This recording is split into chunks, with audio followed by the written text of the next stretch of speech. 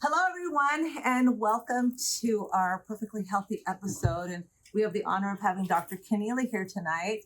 And so we're going to be able to ask her all kinds of questions. And one of the things we want to talk about is that, why she decided to write a book that was specifically for prevention and treatment, because we always say that prevention is the best medicine, right?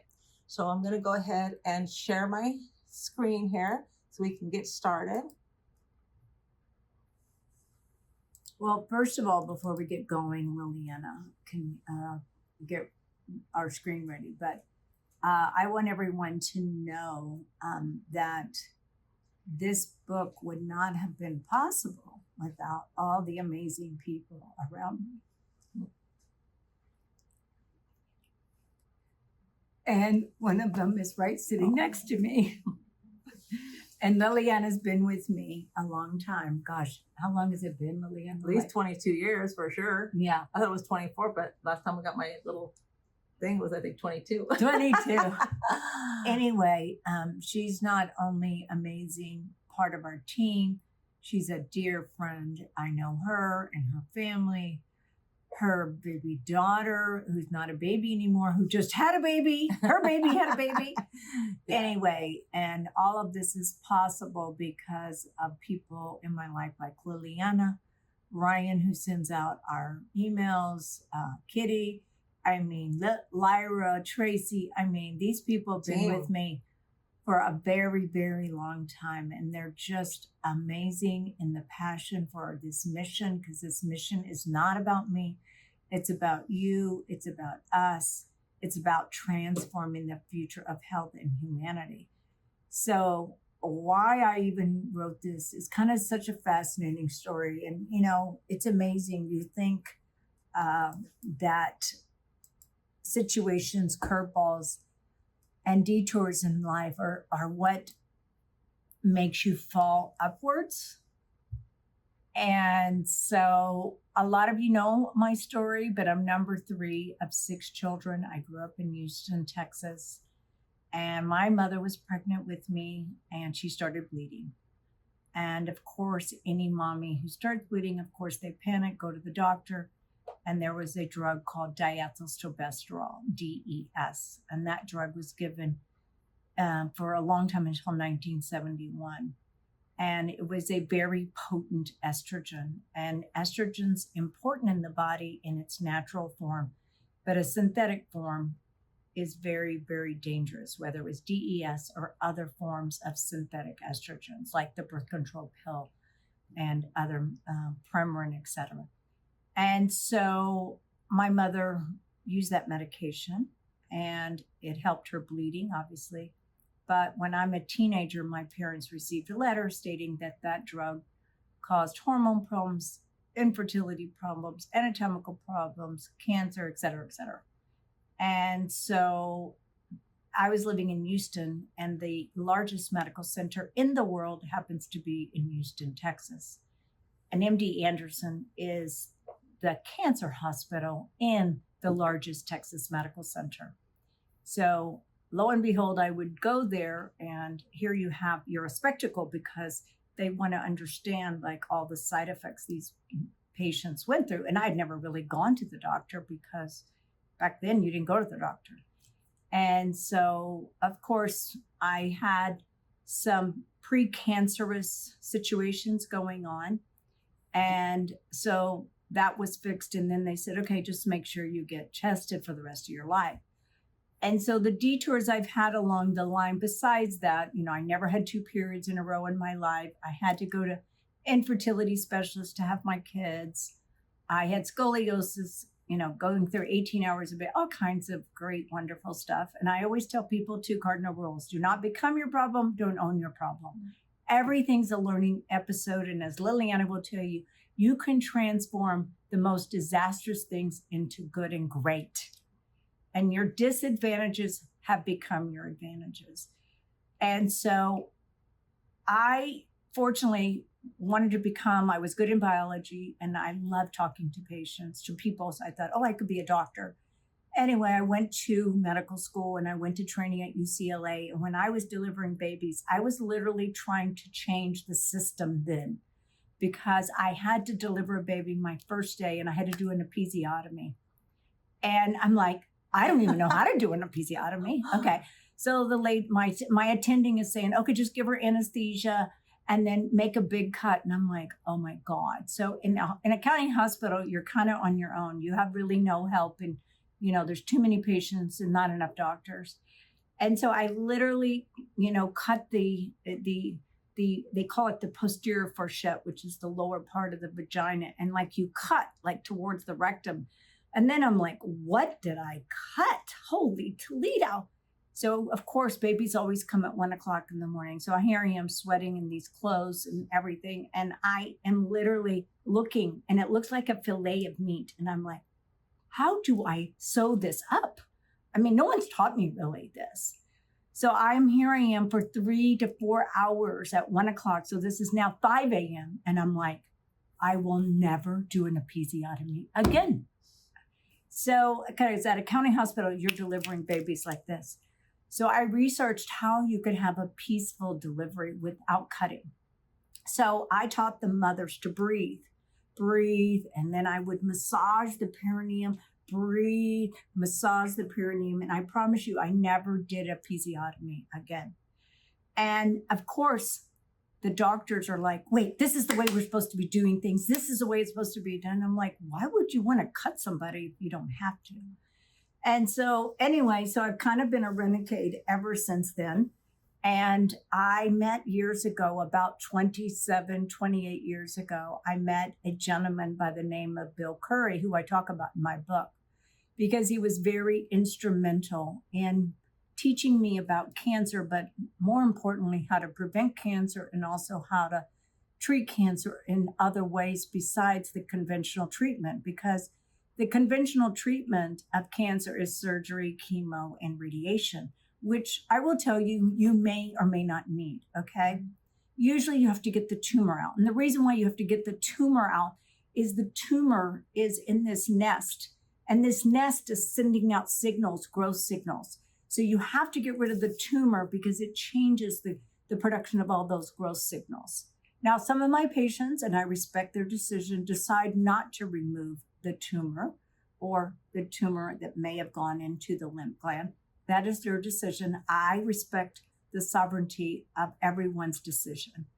And so as I tell them, as long as I'm able to follow you and we don't put you in any danger zone, I will respect that. But when we get into danger, I will tell you, you may have to make some changes. Anyway, so I met Bill Curry, like I said, 28 years ago.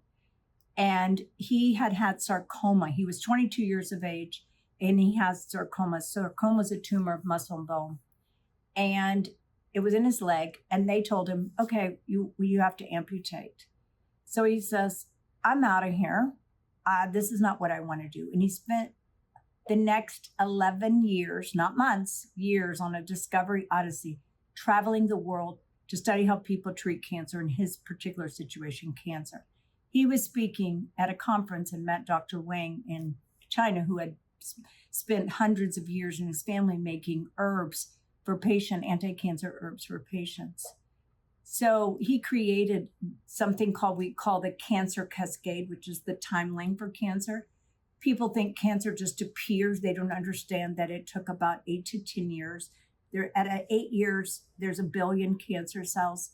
And, the more advanced testing we can get, we can probably see smaller and smaller cancers. We're not there yet.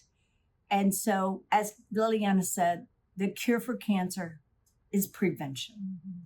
And I have my staff counting as we speak all the patients that have been preventing cancer here, because patients come to the Cancer Center for Healing and they come for the Center for New Medicine. So the Center for New Medicine, those patients come here for prevention. And I tell people the top 3 diseases are medications and errors are number 1 cause of cancer. Number 2 is heart disease. And number 3 is cancer. We don't have 1 heart attack a year in all of this group because we prevent the heart disease. Cancer, if patients come here and they do what we tell them and we analyze their particular situation, they don't get cancer.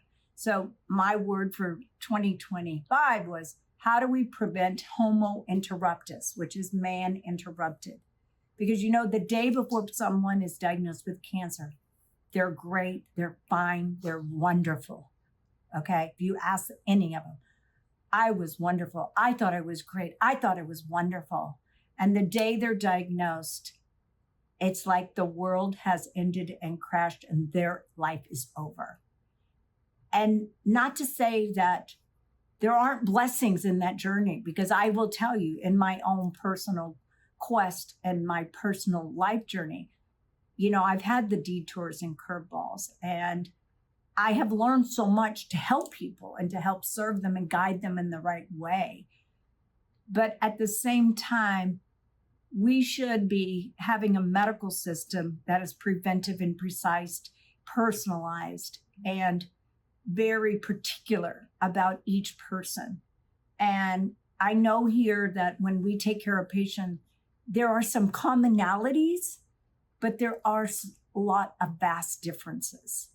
And so, and the reason why I wrote the book, because I was working with a conventional oncologist. This was years ago. And I loved him. He was great. I sent all my patients, and my patients loved him. And he was so interested in working with me to combine a conventional with integrated updated treatments. And he started out with this a long time ago. And then I worked with Dr. Contreras with the Oasis of Hope in Mexico, who they've been around for probably 55 years. And his father started the clinic. And so that was the birth of Cancer Center for Healing. And now, of course, when people know they can just come here and not go to Tijuana, it was not good for Dr. Contreras. But I just saw Dr. Contreras. We were both speaking at a cancer conference, and we just loved each other because that's what you do. Yeah. And I met his nephew, who I've known for a long time anyway. And they're wonderful, and they're doing great work too. And so this is an educational process. And that's what the book is. Because when I came out with the book in 2018, it was all the information I knew. But as you know, every second something new is coming. And I tell people there's 1.2 million PubMed articles online. Okay, none of us can keep up with it. And it's like I had a patient before I came up, and she lives in Virginia, and I told her I wanted to get her Signatera done, and if she could ask her oncologist to do it. And that Signatera is talked about in my new book. It wasn't in my old book because it's a brand new test. And so that she's told me, she goes, I asked the doctor and she said she would do it. And she asked her, why don't you do it? She goes, well, it's not quite yet the standard of care because it takes about 17 years for a new situation, a new test, or a new exam to become the standard of care, guys. 17 years. I'm seeing the patient today. I want the best for the patient right now. Whatever we can get for the best for the patient, I want it right now. Okay. Mm-hmm. And so now we updated, and it's so funny because I think, oh God, because we finished this book, I don't know, how long ago, Ryan, what was it? And I'm like, oh, what? We already have new stuff. So, right? Yes. You get new stuff. She learns new stuff.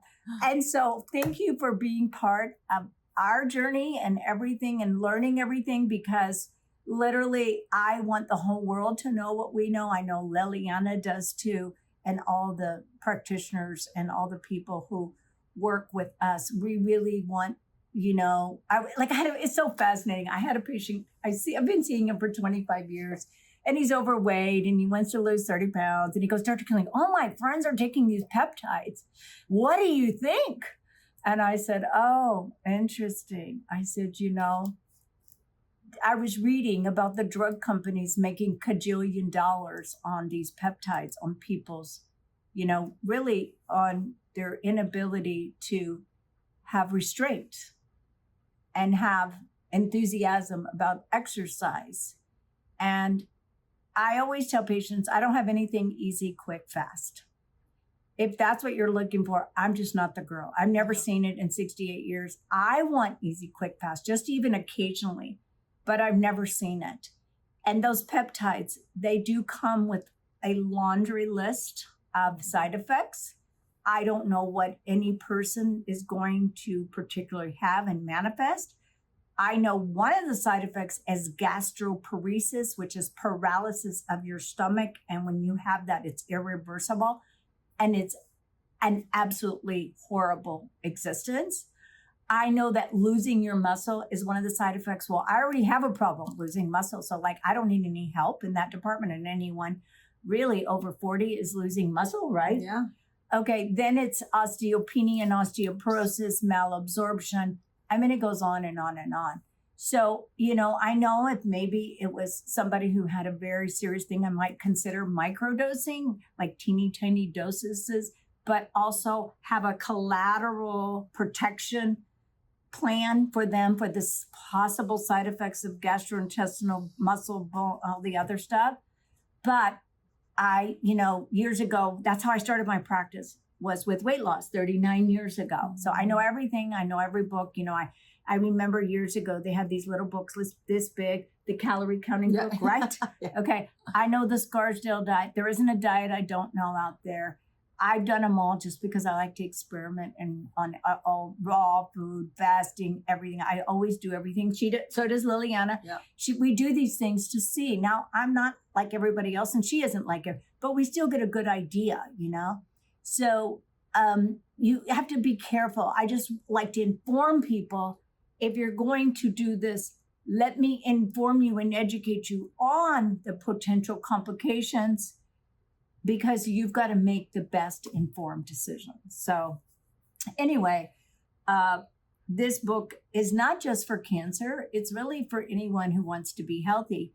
And a lot of the stuff, yes, there are specific testing for cancer, but it talks about, whether we're, about eating. Liliana assisted me in doing, that part. Plus, as most of you know or don't know, if you don't know, Liliana is an extraordinary practitioner in emotional conflict resolution. Is what we do here is the e-box. And so she just gets better and better. And so this book is, letting the world know how you can, one, really prevent illness and disease. And not only that, if you're diagnosed with cancer or, it's a label. I always tell people you can't become your label. And our job is to de-diagnose you, is to take away and fix you so you don't have and live your disease label. Yeah. So as Dr. Connealy had mentioned, one of the privileges that I have at the Center for New Medicine is getting to work with our healing patients on a very intimate level. Whenever you've been given a diagnosis, it's kind of like getting the rug pulled out from underneath you. And of course, I always tell patients, don't look at it as something that you did to cause this, because then there's a sense of guilt, and we cannot heal with that emotion of guilt. Is that what needs to be revealed to me? So I always say this is a wake-up call, not a curtain call. And this is a spiritual journey. And so what we're going to learn is going to create our greater possibility for us to actually, like what Dr. Connealy said, is take our useful suffering and turn it into a purpose, and then live our ministry from that point of view. And so with the e-box, what I love about it is that it's not coming from a typical therapeutic point of view of counseling, right? Where normally you go to a counselor or a therapist and you kind of go with the idea of what you want to work on or what you need to reveal, or, some assistant. But this is more allowing the subconscious mind, the inner child, to speak and to look at what has been housed in the body, but not just in your own personal experiences, but also in generational patterning. So a lot of times I tell my patients, they say, I've lived a really healthy life. I eat good, I'm happy, I work out every day. I really don't know why, And I said, well, oftentimes it's not what you did. It's a generational cleanup. And because you have the strength to be able to untangle and disrupt these frequencies, it's not going to get passed on generation to generation. And we have to look at it like, what are we going to get out of this? How are we going to transmute this? How are we going to be the phoenix rising out of the ashes? Today I had a patient, and she was really down. She's been with us for a long time. She's done treatment, she did conventional, then she came here, but it keeps coming back. So she says, the thing that I have not done is emotional work. And it was really interesting because she had just come back from her doctor, and she said her doctor was very pleasant and very kind and trying to be sympathetic, but she used words that we would call nocebos. And so I kind of look at that as the opposite of a placebo. It's a negative imprint. And she told her that basically she was going to die from this disease, and probably in a very short period of time. And now, so sometimes the delivery, she was quoting statistics, and again, don't look at yourself as a statistic. And then again, at the mindset of that she's not God to determine how long you have on this planet. So we really had to get into, what does she love about life now? Right. And so she actually could come up with a lot of things that she loved about life, about wanting to stay in her body. And so rather than, living for the future of what ifs, let's extract the nectar out of what is and the joy that we can have, because that's greater medicine than, an IV oftentimes. And so, bringing us back to, how do we keep our stories in our head so that they are actually supporting us rather than depleting our energy field. And so the e-box is wonderful because it will uncover a lot of things that we may feel, but we can't quite put a name to it or have words to it. But somehow it reveals so much that the patient feels so safe to be able to allow for what she didn't even know was there to come out and say, oh my gosh, I've never said this before, or now this makes so much sense. So that's one of the treatments that I absolutely love here. And I do a lot of my own work, my own healing. And every time I do a healing journey on myself, not necessarily with EWOX, but other modalities, it just gives me another layer that I can support patients, because I'm also, working through all my generational patterning stuff too. So Liliana and I were constant students. If she's not sending me a podcast, I'm sending her one. I'm like, oh my God, doesn't this girl ever rest? It's like, me too. It's like, I'm, taking getting out of the shower and I got a podcast, I'm learning. And so that's the one thing that you can trust is in this clinic, we're always going to have the cutting edge of everything. Why? Because we are interested and we have a passion behind it. When I meet with people on nutrition, I want to meet them where they're capable of actually having a lifestyle, right? And of course, our patients with glioblastoma or pancreatic cancer, they've got to do a more severe diet because, we know that cancer thrives off of glucose. And so, but even with what they can have, can we have joy? Can we look forward to that meal? And so that was one of the reasons when, I have a passion for food. My mother had a passion for food, and we pass it on to our children. And it was all about, the flavor and the herbs and the anti-inflammatory aspect of using food like medicine. And so when I'd be talking to my patients during a nutritional class, they go, oh my gosh, you're making me hungry. And I'd be beautiful this and delicious that. So they say, well, you should write a cookbook. And so again, it took me 3 years to do that. But, that is a tool that we use along with Dr. Connealy's book is, now you can go home and start to, utilize these recipes. And if you just do one a week, you got 4 a month, and makes it really nice. So we try to make it as simple as possible. I try to meet patients where they're at.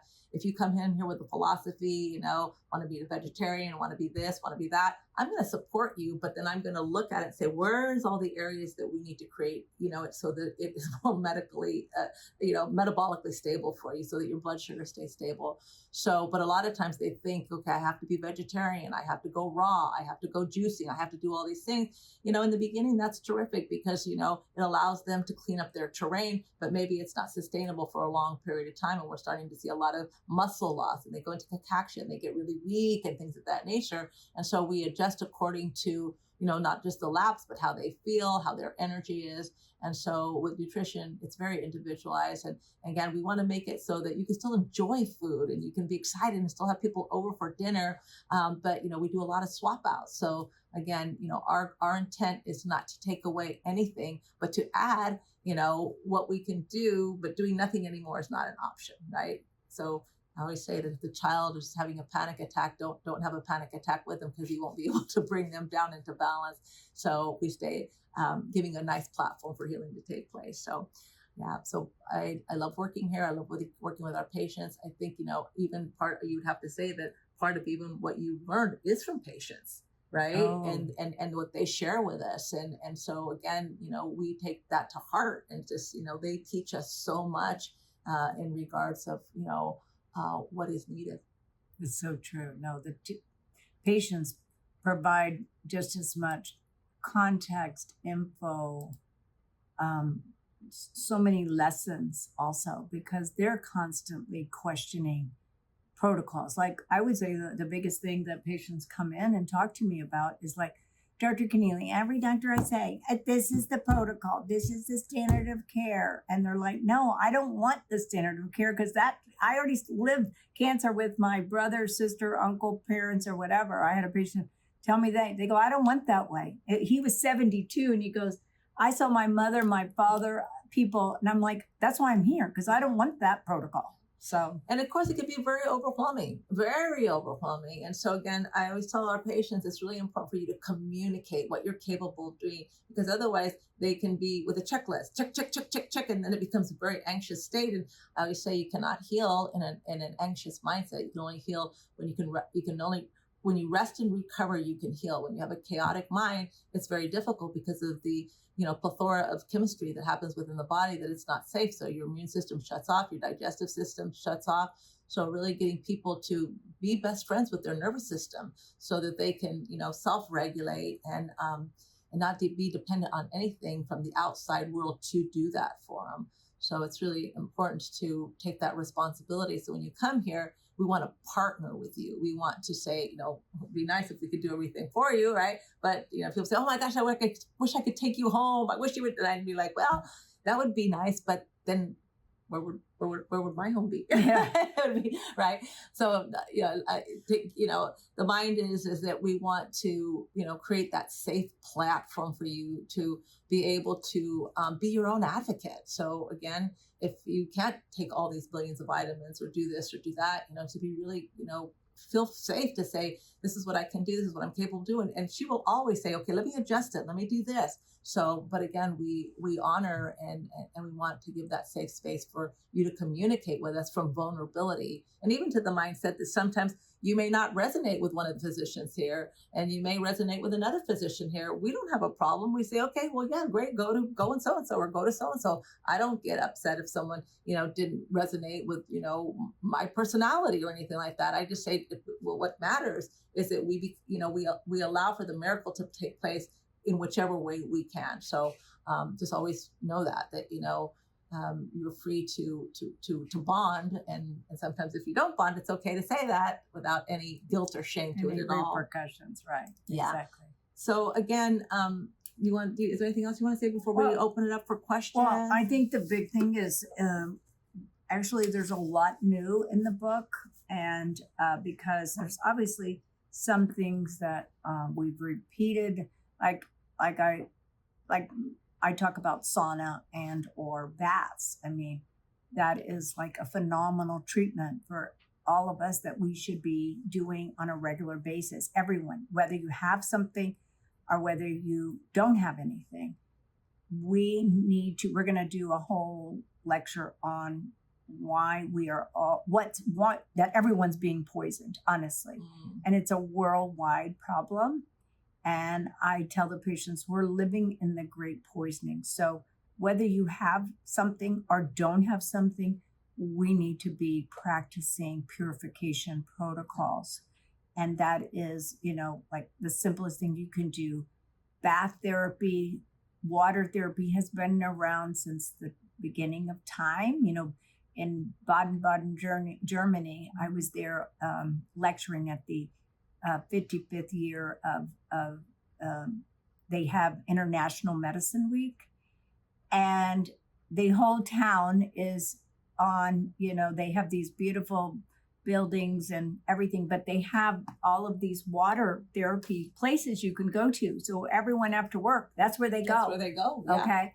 And so I just went to a different one every day, and I'm like, why don't we have this in the United States? I was like, it was incredible. And then the kids went, the whole family went. And I'm like, and they had saunas and baths and different baths with different energies and all kinds of things. And I'm like, I did read that philosophy is coming here. I don't know what state or anything like that, but I did hear that they're now, it's becoming, something that they're going to bring here to the States. But you could do it in your home, in your own bathtub. And one of the most common things is an Epsom salt with baking. Epsom salts are basically magnesium with sulfate, which are two minerals that your body needs to work every day for your biochemistry to work. And then baking soda, if you look at the original inserts on baking soda, it's the antidote for everything. Yeah. So baking soda, and then clay. Animals use clay. Clay has been used for a long time in cleansing. So those three things are amazing. I updated the testing, different tests, like I talked about Signatera, that special blood test. So I updated all the testing, blood work, and all those kinds of things. And then one of the big things is we added voltage and frequency. So every one of your cells emanates 0.07 millivolts of energy. So you have billions of volts of energy. And people have a very hard time comprehending energy because we want to see it. But energy is what's happening every nanosecond in your body. Like, how do you think your cells communicate? So in conventional world, when we look at energy, we do EKGs because we're looking at the electrical waves. And then when we do EEGs of the brain, that's an electrical activity of the brain. When you look at your nervous system, you're looking at the voltage from the nerve conduction studies.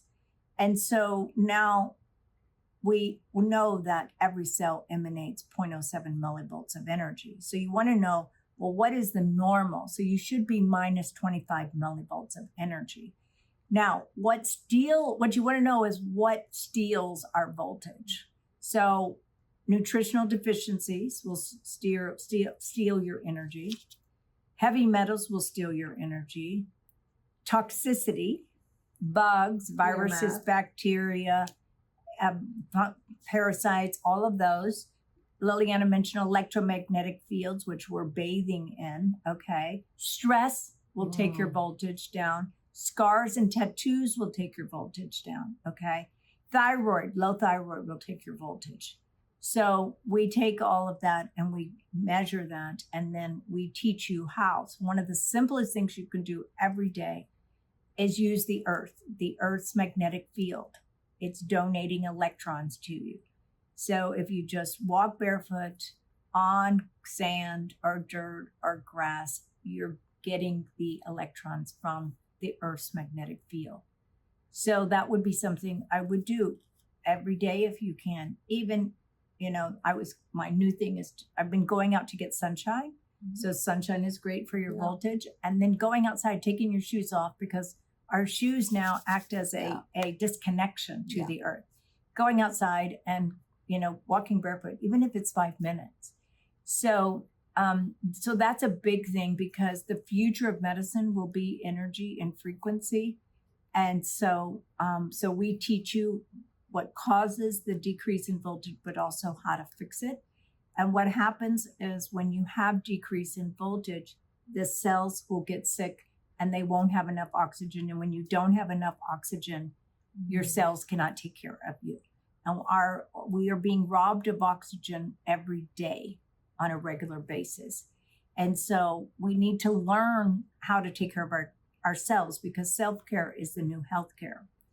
And then I talk about the immune system, because it was interesting. A lot of people told me about a recording that they did with a doctor. He was a surgeon.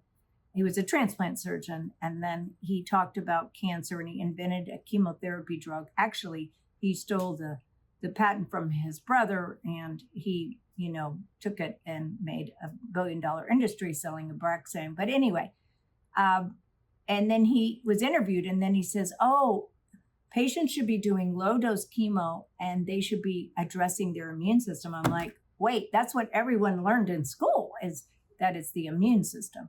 So I have a whole chapter on the immune system, because in our clinic, we use a lab that's new, also called Cyrex, and it checks your T cells, your B cells, your natural killer cells, the functionality of your immune system. So there is so much more to medicine all the time, literally. I talk about repurposed drugs, using there's about 400 drugs that starve cancer. And some of the ones you've heard about are ivermectin, mebendazole, febendazole, Celebrex, statin, metformin. There's all kinds of different drugs. There's all kinds of natural things, just like apigenin, which is anti-aging and anti-cancer, comes from parsley. And I actually told a patient, he's a gardener, so I said, make your own parsley, because part of, doing things is being connected to it. So I said, grow some parsley. I told him to puree it, put a little lemon, a little olive oil, a tad of raw honey. And I said, make it in a glass jar and drink a little bit every day. And I said, it's a great purifier for your kidneys also. So anyway, the bottom line is we are constantly learning, and I'm updating not only with this book, with all the things that we put out on a regular basis. And obviously this Perfectly Healthy podcast also is telling us the greatest and latest of things. So I know a lot of you have questions, so let's open it up for questions. Okay. So they're on the slides. Yeah, okay. There's a few on the slides, so we'll go ahead and do that first. Okay, so the cancer screening liquid are being recommended annually by several integrative doctors. For example, Dr. Hyman recommends the Grail test by Gallery. So please discuss this. I actually talk about that in my book, and I do not recommend the Gallery. It's $1,000 blood test. I have done it on patients when it first came out. I read all about it. But the testing we do is way more sophisticated than the Gallery. Not sophisticated, it's just more accurate as far as the way we want to evaluate patients for cancer. And so we use a variety of testing. One of the tests that we do is called the OncoTrace, but there's a new one called OncoDeclare now. And so that is, to me, from my many years of experience experimenting with so much testing. And actually, I had a patient that is local in the United States, in Texas, and she went to Mexico to get a specialized treatment that she and I discussed about. It was getting a vaccine. And it's so interesting. They did a liquid biopsy in Mexico. And it's the second time I've seen. So in the US, they're not as good as like what they're doing in Mexico or what RGCC is doing, or the other lab is Datar from India. So, and then as I talked to you about earlier, we do something called the Cancer Cascade. And the Cancer Cascade is a bioenergetic test because you have acupuncture points on your fingers and toes, on really all over your body, but we take the top 40 points in your fingers and toes, and every point is like a wire or a string of pearls to your organs and glands. And we look at the flow of energy or chi that is flowing through, and then what's blocking that energy. And then we do something called the Cancer Cascade. So we look for imbalances in organs or glands, but we also look at the terrain of the body. So is the body acidic? Does it have angiogenesis, which is blood supply? Is there extreme toxicity? So we make something called SOD to detoxify the body. We test for the immune system. We check for viruses and all the bugs, bacteria, fungi, and parasites. And we look at the need for pancreatic enzymes. And we can see that the patient, something is going on, because this looks at time over time, from cancer is 1 year to 10 years. So we look for those imbalances. And so we combine your blood tests that we would do, like we do very extensive blood tests. If you go to a regular doctor, they don't really order that much, very little actually. And then we would do a liquid biopsy, but again, you don't want to put 100% in there. So I always have my backup testing, so I make the best educated decision. And so I know that the patients that we do that, I would rarely say that a patient that comes here regularly for prevention, I don't think I've ever had someone ever develop cancer and I'm talking 30 years. People have been seeing me for 30 years. My oldest patient is 93, and she sees us once or twice a year. Yesterday in the afternoon, I saw 4 85, 86, 87-year-olds. So I have patients who are not young, but they're older and really thriving and surviving and doing very well. And we tell them what to do, and they go execute. Like Liliana said, we have to partner. We need partners, and I have to be a good partner in the patient, because you have to go home and do it and execute. So I have Lyra, going back the last 10 years to get that number, because I know that I don't have patients who get cancer there, because we're preventing it. So the patients who've had cancer, we have a lot of people who've had cancer and they're fine. I've even had stage 4 cancers that don't have cancer today. And so to answer this question, I would never rely on Gallery for my testing. Yes. Does the information in your book apply to blood cancers too? Yeah, I know they are so different than tumor cancers. Absolutely too. So you can do a biopsy on a blood cancer. Obviously, there's similarities in that the environment might be the same. I would say that most people today, unfortunately, like I said, have some toxicity. They have heavy metals. We see it on a regular basis, because we can look at we have patients do an environmental pollutant panel, and you see all the toxicities. Okay, if you just take glyphosate alone, glyphosate is the weed killer, what Monsanto and now Bayer, okay, they attribute just that alone to cancer. There's 170,000 lawsuits, okay? That's just one chemical, but we're living in 2 million chemicals, guys. Yeah. And so it's many factors involved in someone's diagnosis of cancer. So, and I think that's one of the reasons we're so big on doing, seasonal detoxing, right? And so I always say, well, we parasite our dogs twice a year. Parasites have no borders, right? And so we all have them, and not all of them are bad for us. Some of them actually keep the immune system, active in things and don't overreactive in others. But when they, it's like the ocean. If the ocean is symbiotic in nature until one species, starts to outgrow, and then we have a big problem. And so parasites is a big deal, and especially when it comes to cancer. I would call it the hood. You got the parasites, you got the fungus, you got the heavy metals. And so we need to clean up that terrain. So we're a big advocate. I mean, I'm on a detox right now for 2 weeks, and not because I have anything, wrong. It's because I want to prevent that. And I always feel so fantastic. So for me, 2 to 3 times a year, I will do a 2-week detox. And then, I live my life in a detox mindset in regards to, knowingly not taking in certain foods or, contaminations, or, being as mindful as I possibly can with regular detoxification as well. So that's one of the things that, we didn't ever get taught in school. We taught to take a shower, brush our teeth, clean our ears, but we really weren't taught how to clean the inside of our body.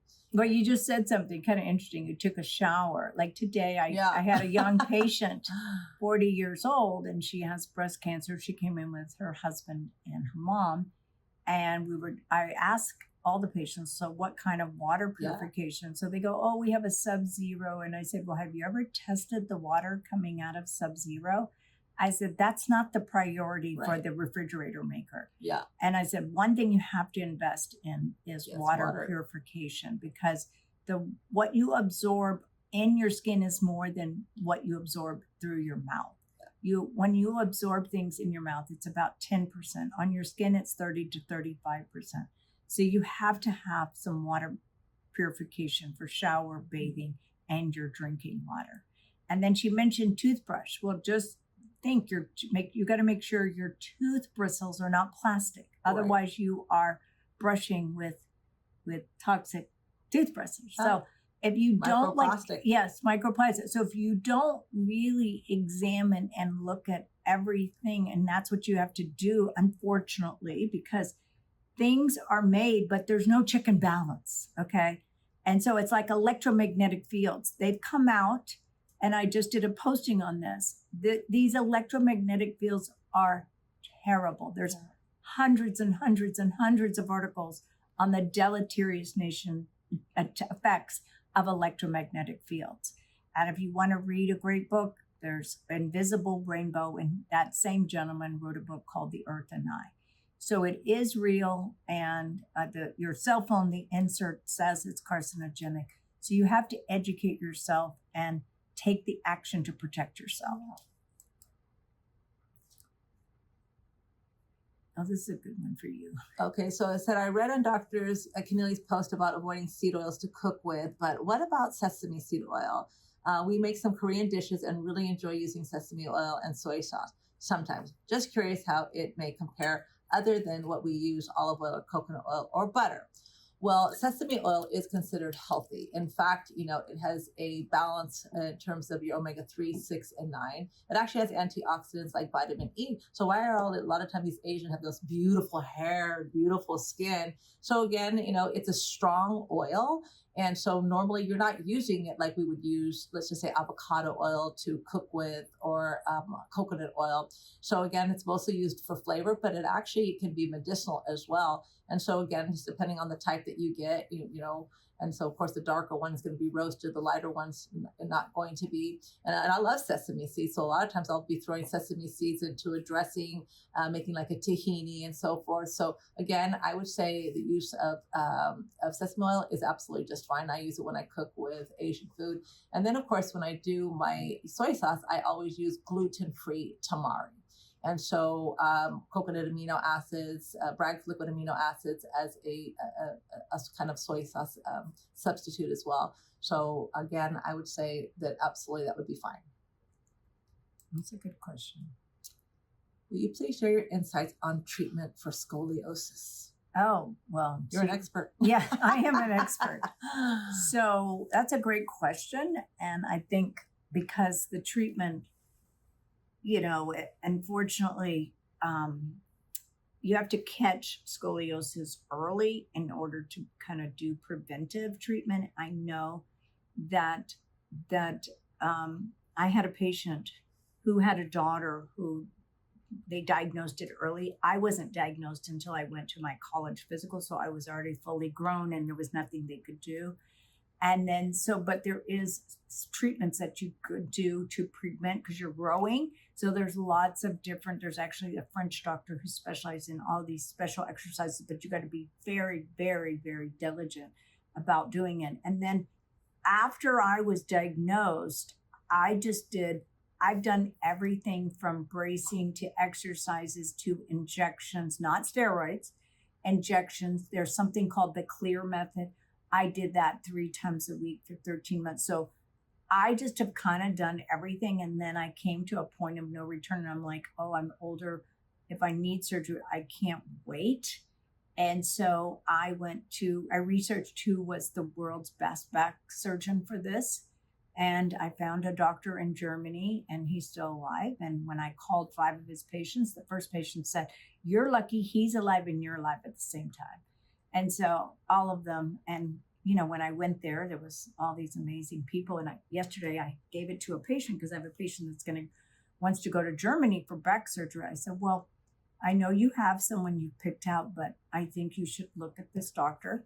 And so I went to his website, to look. And one of the patients that I met there 6 years ago, he had fallen he had taken Ambien. The night before, he'd always taken Ambien to go to sleep.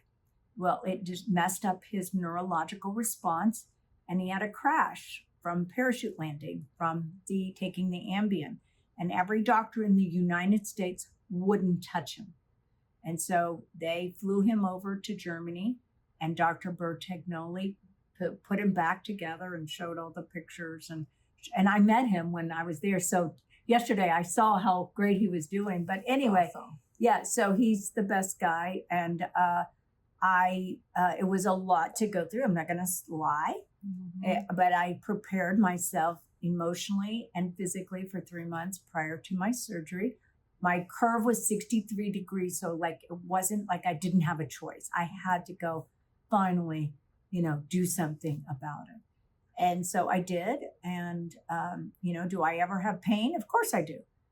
But I'm a person that I've learned over these course of life that your mind is your most powerful protector. and you just can't become your problem. And you must, you just can't. I mean, Liliana will tell you the same thing, Yeah, you yeah. know. Distract yourself from that and do something different. Like, they say sometimes when you're going through challenges, just go and be of service to someone else. And so I always say, when you're stressed out, go for a walk. Like Dr. Connealy said, it's really important to ground, connect with nature. We're so deficient in the vitamin A, nature. Our Right. children are very deficient in that. And we can see the causes an incredible amount of anxiety within their youth.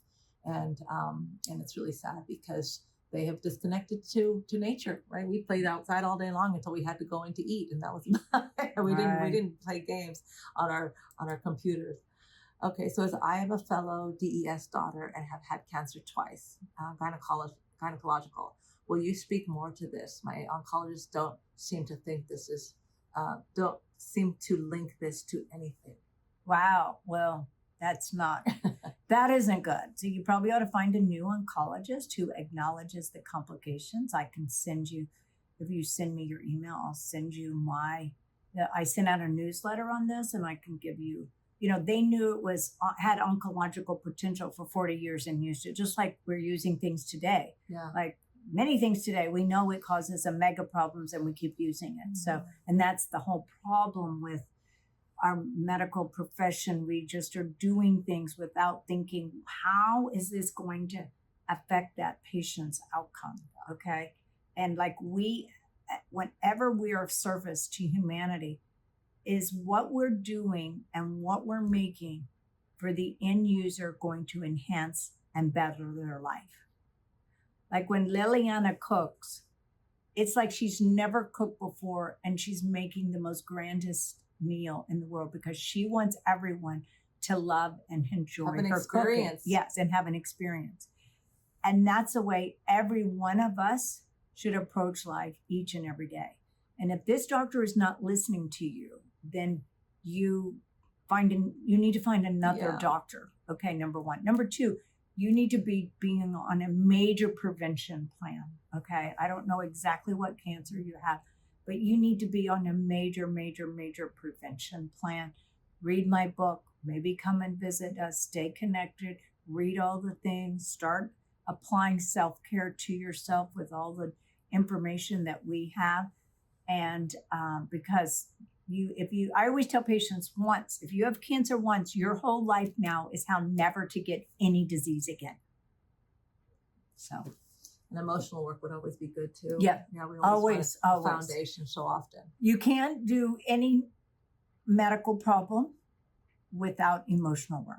Especially cancer. I mean, German medicine is that cancer is an emotional conflict, and it may not even be your personal one. Like today, I had a girl that was, very young, and she was fearful of getting her driver's license. And I said, well, have you ever had any trauma that would make you feel this way? Mm-hmm. Did you have an accident? Were you in an accident? And she said, no. I said, okay, well, this is a generational trauma, right? And so she came in for nutrition, so now she's going to do EVOTs because she recognizes that, this is, she said, I have a therapist, but, after today, she wants to do EVOTs. So a lot of times therapists are there to listen to you, mm-hmm. but again, you're mostly dealing with the critical thinking adult mind that understands. But what you want to look at is the child within you that created all the programs, needed a hug, needed to be protected, needed to be loved, needed things that, the adult, is not looking at. I always say, don't abandon your child to be an adult.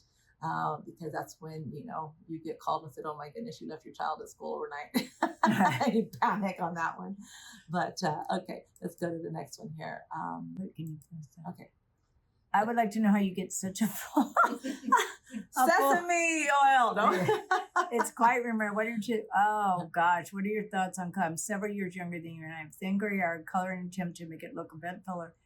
Is there a better way? It's funny. A lot of people talk to me about my hair. And hair, I will tell everyone because it's a very common problem for women and obviously for men. But for women, you cannot lose your hair, right? But as we age, everything pauses. Yeah. Okay. And you start pausing, just so you know, around 30. Mm-hmm. And it just gets more and more and more and more, period. And so like your immune system, really your thymus which is the gland that sits right under here. You have your thyroid gland here. The thymus sits here. And the thymus really, after 60 and for sure 70, you have barely any functionality. At 80, none. And so that's why you want to take thymus as you age. Anyway, but it's a couple of things. One, so you've got to know what you're absorbing, all right? So I believe one of the causes of aging is malabsorption because of pausing of the digestive system. Like I said, everything stress, right? Yeah, like exactly. And if you have stress, what happens to your hydrochloric acid? And I have stress, okay, please, I have stress and I take things to keep myself calm, cool, and collected every day. Naturally, I take things because I have a very intense day. And so I take it, so that I stay calm, cool, and collected. And if you want to know what I take something called IQ Maximizer. I've been taking it for over 20 years. And it's phosphatidylserine, phosphatidylcholine, and all these things. And when I go lecture around wherever, I take 3 or 4 of them. So I stay very clear on my lecture and I don't lose track and I remember everything. And it's an amazing substance that I've used for many, many years. And I learned it at an anti-aging conference. And then, but again, going back to absorption. So I do a green drink every morning, fresh green drink. And I put vitamin C, I put my D3K2, I put curcumin, I put silica. Silica is very good for strong hair. And silica is the antidote for aluminum. And so I do that, like, let me see what else. And minerals. I put minerals. So I put all of that in a drink in the morning. And then I put aloe on top of it because what does aloe do? Aloe helps you absorb things 300%. So I drink aloe every day and I have been for like a long time. And then I take like a multivitamin every day too, because we can't get everything from your food. I eat very nutrient dense, but you can only get so much vitamins in your food. Okay. Especially when the soil's depleted. Right. Even if you were to buy the best, you're just not, it's impossible. So you've got to, I would say that everyone should take like a food-based multi. And then I do take hormones. I take pregnenolone. So pregnenolone's the grandmother to all the hormones. It's the hormone of brain, memory, cognitive, mood, memory, hair. So it's like a great, and you can check it on your blood test. It should be about 100. And so, and it's not, there's nothing that doesn't predispose you to cancer or anything like that. You probably never hear about pregnenolone. In fact, all the hormone experts really never talk about pregnenolone, which I call the forgotten hormone. And then there's progesterone. So I personally have been on progesterone since I'm 30. And I would have never had a menstrual cycle, probably would have never had my babies, all kinds of reasons I would not have done. But progesterone probably also helps your hair growth. So I take that orally. I take a very tiny dose of estrogen topically, and I don't need a lot. Fortunately, as I've aged, I don't know why, but a little bit will do you. And then I take DHEA. And then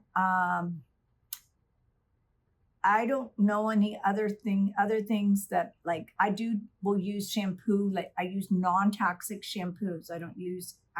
I look at the environmental working group and look at what are the least, complicated shampoos.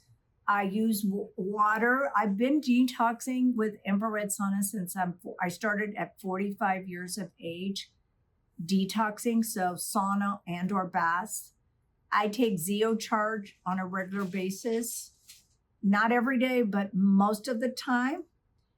And Zeolite helps remove toxins from the body. It's a negatively charged molecule. It's a volcanic ash mineral that pulls up positively charged molecules. So I've been detoxing for like a lot of my life. Well, at least 20 plus years, because I think that matters. And I use for hair color, I go to an Aveda practitioner, AVEDA. So though they have non-toxic, and I drink hydrogen water on a regular basis every day. And so I think, I don't just do one thing. There's just not one thing that fixes it. Liliana has a lot of hair too, but she's very conscientious about her eating and cleansing and all that. And it's not that I preoccupy myself. I'm very mindful and conscious. Yeah. I'm not trying to be perfect, okay? Because one of my little things I like is French fries occasionally, okay? And I'll eat French fries, okay? And it's probably not in perfect oil, okay? But I bless it. One French fry, one carb. Yeah. So, and I have a little bit of chocolate almost every day. Yeah.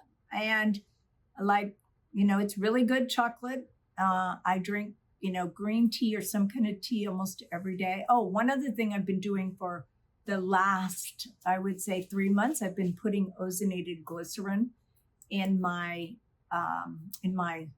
water, my tea every day. Oh, and one other thing that I've been doing, and I noticed it had a profound effect on my fingernails, which are related to your hair, is every night, I put pearl powder with diatomaceous earth before I go to bed in salt water. So I added the diatomaceous earth because it's the ultimate cleanser for your GI tract. So the better your gastrointestinal system is, everything else is going to grow from there. So the pearl powder, the Asians, I still have, but my Asian friends taught me about pearl powder. So a company sent me a sample, and I'm more than happy to share it. I can give it to Ryan. But I love the pearl powder. It is great. It's an antioxidant. It's great for your hair. It's great for my nails are like amazing because of pearl powder, honestly. And so it has a lot of great ingredients in it, pearl powder. So I'll start using that. Yeah. So I'll get you some for you to try. Yeah. So, I'm learning all the time. So I'm more than happy to share anything, but I do believe that you've got to have as much balance inside of you in order to have hair or good skin. Yep. There's a few more questions we're going to get to here. Somebody asked earlier, and it was a slide that we had about the safety of erythritol and stevia. And I know that there was a big study that panicked everybody, especially all the keto people, because everything is, erythritol and monk fruit and so forth. And of course, it was, I tell patients, because there was a big scare about, erythritol can cause you to have blood clots and then have, strokes and things of that nature.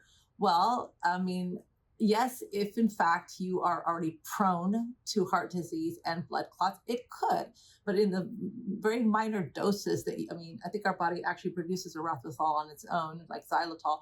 But, again, if you're only eating packaged processed foods, you can get a lot of it in there. But if you haven't had any issues with heart disease, I wouldn't worry too much about it. So I tell my patients that if they don't have a GI upset, because it can cause you to have diarrhea and loose stools, that they can go ahead and have it. I prefer always stevia. Stevia is a leaf, and when it's extracted, in its organic form and it's not mixed with other things, I like that as well as a good sweetener. Monk fruit, I like to use it if I'm cooking because it looks like sugar and it acts like sugar in baking. So those are, some of the things that I would say sweeteners that we would recommend. And as a nutritionist, I would recommend those. Honey is great, especially if you're doing manuka and if you're doing it medicinally for something, you've got a really bad sore throat, you want to coat the throat area, you're dealing with the gut. But again, a tablespoon is 17 grams of carbohydrates, and some of our patients are only getting 17 grams per meal. So if you want to have a piece of chicken and a tablespoon of honey, then I say go right ahead. All right. So it's just where you want to put, your sugars and so forth. So whether it's honey or molasses or maple syrup, which are all fantastic, but again, they do have a high impact on the glucose.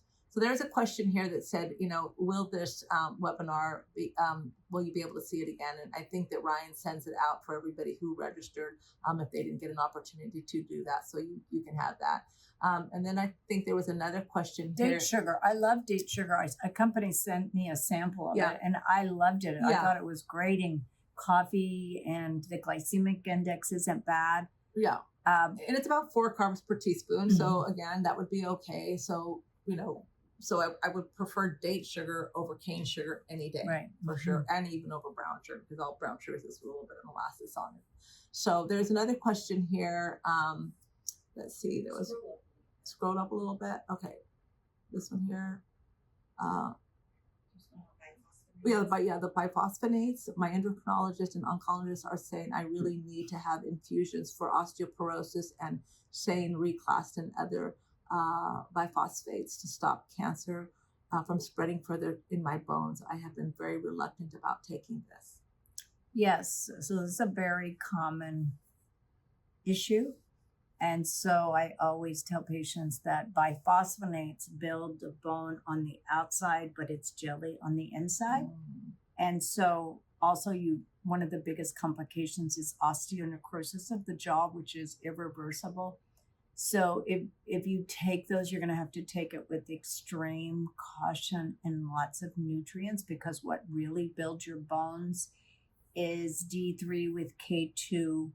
You need to have some calcium, but not high dosages of calcium. You need maybe the algae calcium. Silica. What I use is algae. In fact, I had a patient I saw. She's 70 something. She sees me once a year, and just for prevention. And we've had 2 bone densities where she's rebuilt her bones. Of course, she's doing algae cal with strontium. She's doing her weights 3 times a week. She does take some of the hormones, like testosterone is really important for bone, the osteoblast, which are the bone building cells.